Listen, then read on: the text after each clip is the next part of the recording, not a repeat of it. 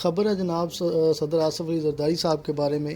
ہم نے دیکھا تھا کہ 23 مارچ کو جب وہ سپیچ دے رہے تھے تو ان سے صحیح طرح سے الفاظ بھی ادا نہیں ہو رہے تھے. وہ بڑی مشکل سے الفاظ ادا کر رہے تھے. بہت سے لوگوں نے ان کا مذاق بھی اڑایا. ان کی بیماری کو لے کر کسی نے بات نہیں کی، لیکن وہ سخت بیمار ہیں. اللہ ان کو جو ہے صحت کاملہ اجرا عطا فرمائے. اور بلاول بھٹو صاحب کافی پریشان ہیں. پریس کانفرنس کے دوران وہ رو رہے تھے.